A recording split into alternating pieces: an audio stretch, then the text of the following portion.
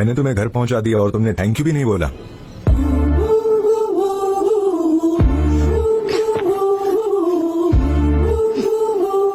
तुम हो कौन?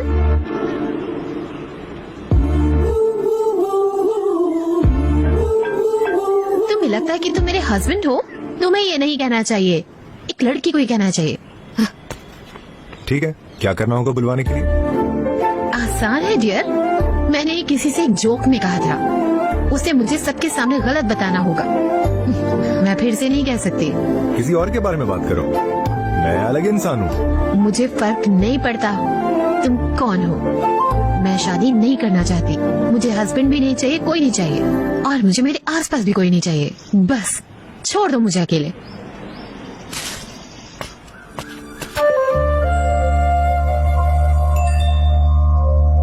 सुनो, कल पूजा है वेंकटेश्वरा मंदिर में, तुम्हें कल आना ही होगा।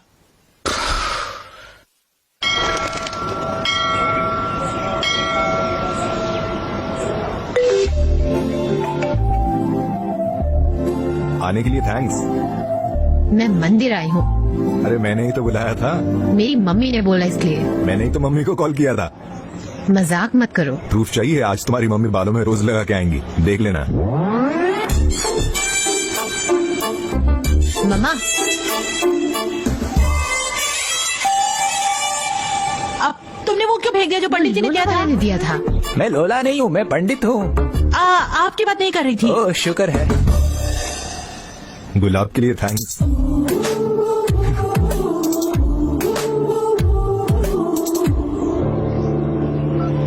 पंडित जी, मेरी बेटी के लिए कार्तिक पूर्णिमा वाली पूजा कर दीजिए ना, उसे एक अच्छा पति मिलेगा। पूर्णिमा? पर आज तो कार्तिक पूर्णिमा नहीं है। मुझे तो मैसेज आया था, आपका नहीं था क्या? मुझे मैसेज क्यों आएगा?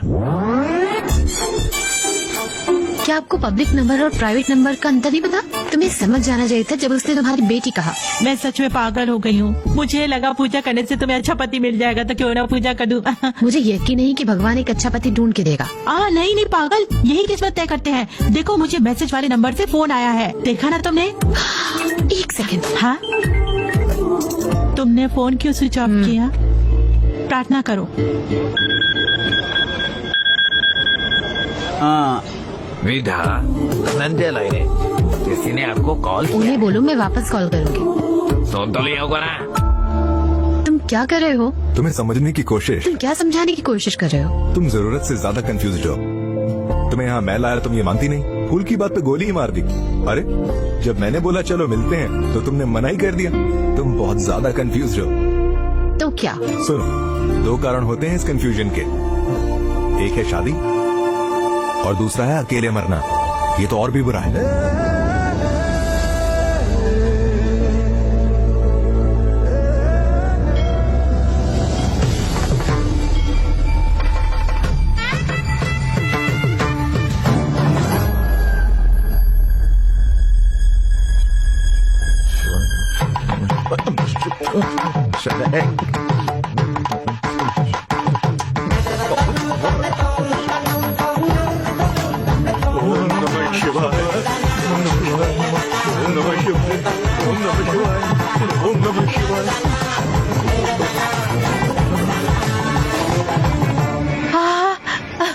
ये आप कब से करने लगे?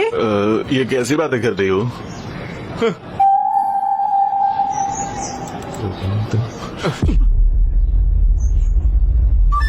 चलो चलते हैं। क्या हुआ सर?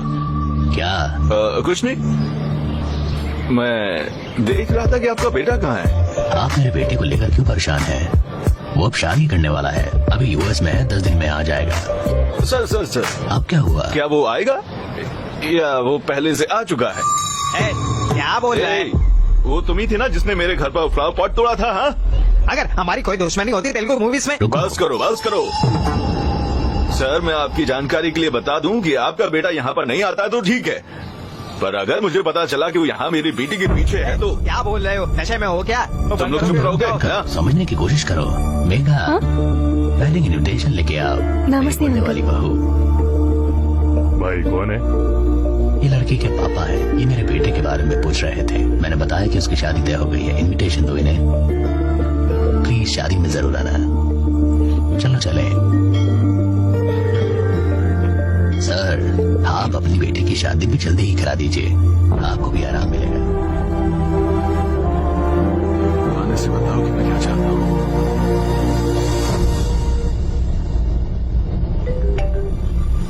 तुम्हें जो चाहिए वो है आशा, एक बेकार की आशा। मैंने वो तुम्हारे लिए लगाया है। बता देना अगर नहीं ले सकती। चलो इससे साथ में उठाते हैं।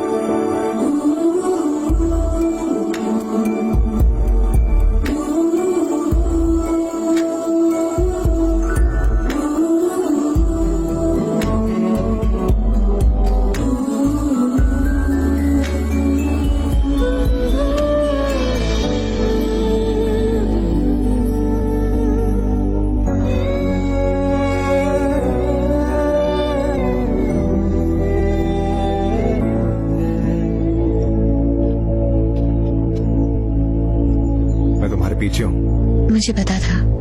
मुड़ के देखोगी नहीं? मैं नहीं देखना चाहती। मैं तुम्हें वो आशा नहीं दे सकती जो तुमने मुझे दी।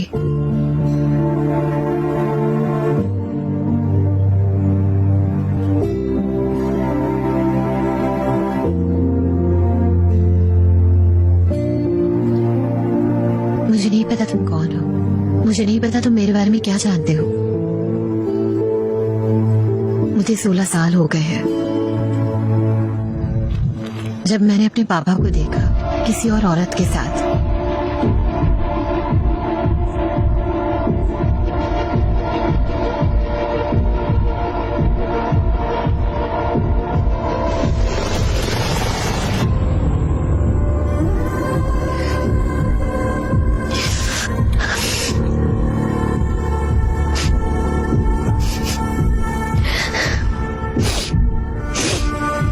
क्यों कर रहे हो पापा? आप ये क्यों कर रहे हो? आपके पास मम्मी है ना? जो मुझे चाहिए था वो तुम्हारी माँ से नहीं मिल रहा।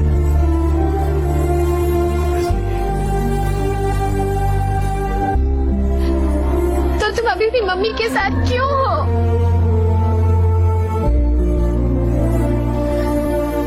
इसलिए मुझे डर नहीं लगता जब मैं लोगों को ऐसे देखती हूँ, पर जो अपनी शादी में ही दूसरे के करीब नहीं रहते, मैं उनसे बहुत डरती हूँ।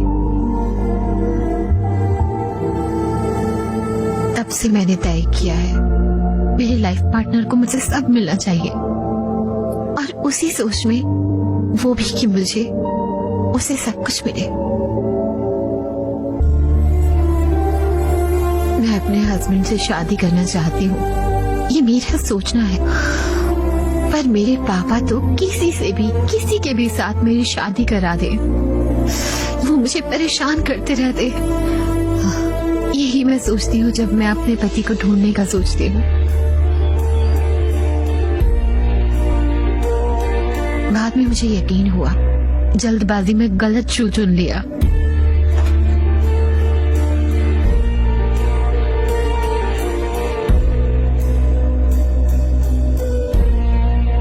शायद मेरे डैड सही थे। हाँ, शायद मेरी दिक्कत यह है कि मैं बाकियों जैसी नहीं हूँ।